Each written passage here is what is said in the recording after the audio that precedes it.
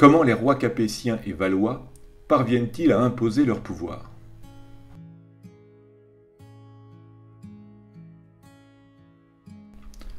En 987, les Capétiens, 987-1792, après les Mérovingiens, 481-751, et les Carolingiens, 751-987, accèdent au trône.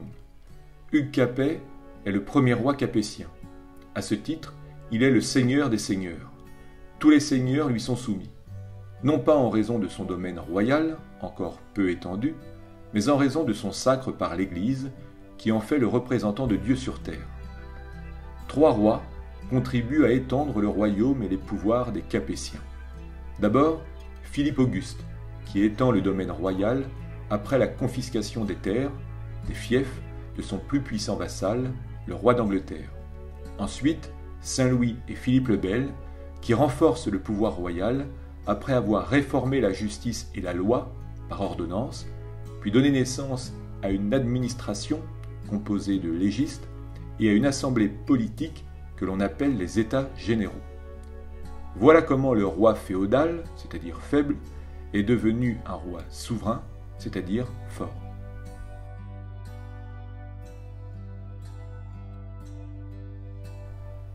Au XIVe siècle, le conflit entre la France et l'Angleterre reprend. C'est la guerre de 100 ans, 1337-1453. Le roi d'Angleterre prétend être en droit de régner sur le royaume de France.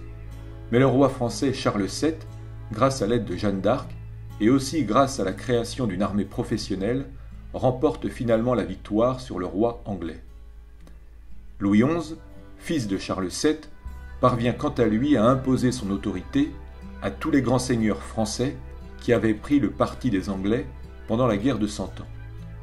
Au XVe siècle, le roi de France n'a donc plus de rivaux, ni à l'extérieur du royaume, avec l'Angleterre, ni à l'intérieur, avec les seigneurs rebelles.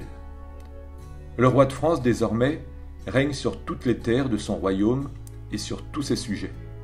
La France devient ainsi un État monarchique, c'est-à-dire un État moderne reposant sur un gouvernement, une administration, une armée et fonctionnant grâce aux impôts pour financer les dépenses.